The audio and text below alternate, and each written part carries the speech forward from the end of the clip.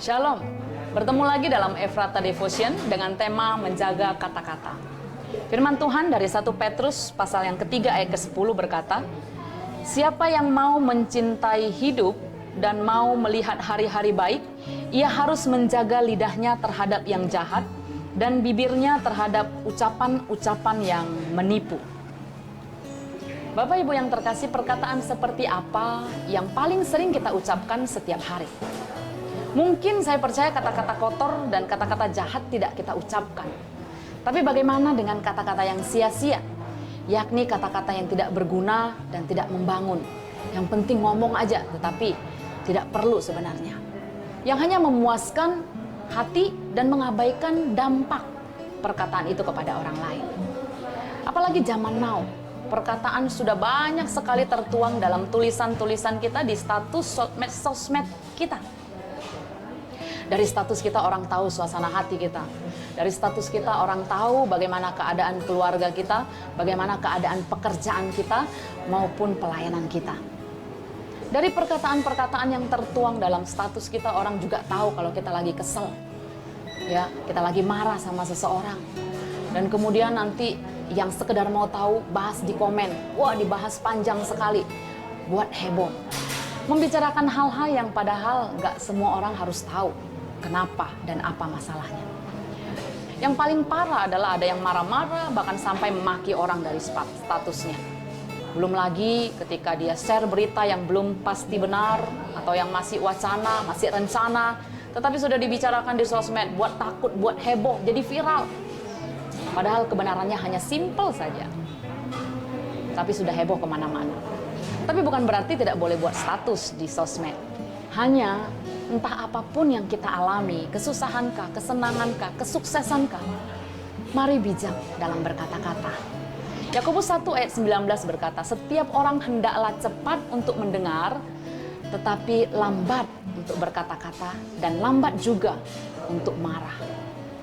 Artinya kita diajar untuk tidak terlalu cepat mengeluarkan perkataan, tapi belajar menahan perkataan kita. Maria Ibu Yesus mengalami peristiwa yang menakjubkan mulai dari pemberitaan malaikat kepadanya sampai pada kelahiran Yesus.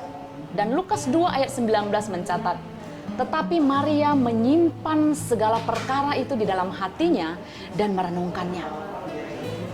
Ada kalanya kita hanya perlu menahan diri dan berdiam diri saja dan berkata-kata kepada Tuhan.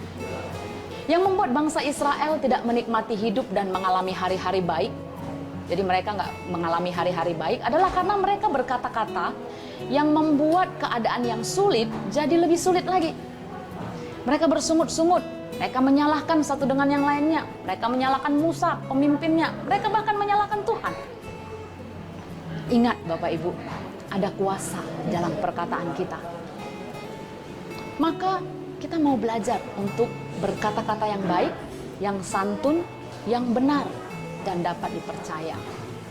Firman Tuhan tadi katakan untuk dapat menikmati hidup dan untuk dapat memiliki hari-hari yang indah, mari bijak dalam berkata-kata.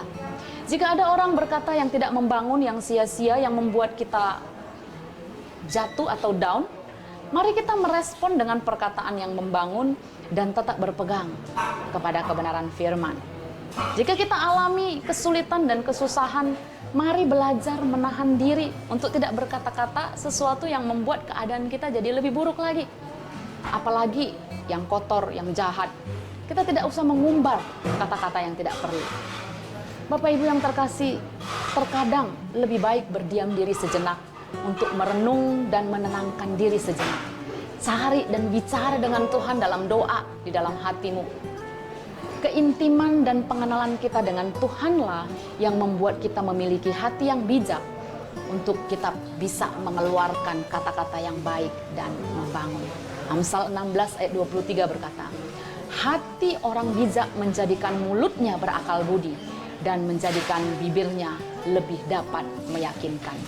Jadi Bapak Ibu yang terkasih, yuk kita jaga kata-kata kita. Shalom, Tuhan Yesus berkati.